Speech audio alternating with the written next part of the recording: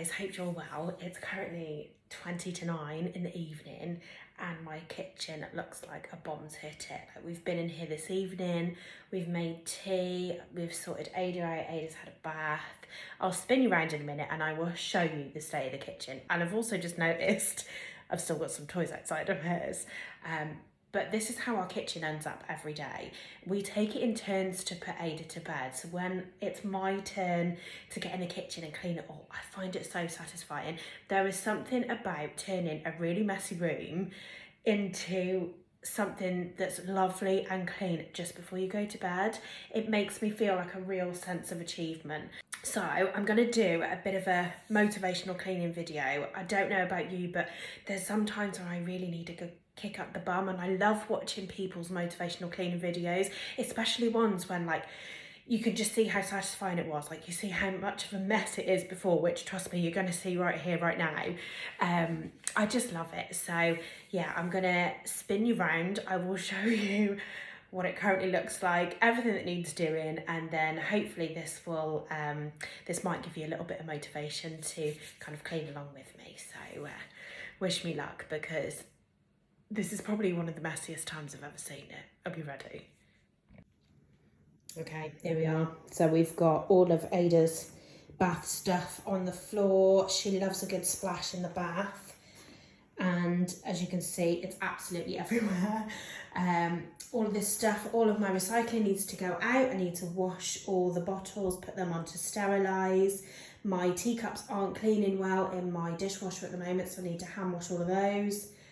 I need to sort all of this out. I've still got dinner. I've got stuff that needs to go to the compost heap. I've got literally more dinner, Ada's dinner. It's just full. So I'm going to get in here now and I'm going to give it a really good tidy, a really good clean, and just make sure it's all nice and tidy before I go to bed this evening, because there is no better feeling.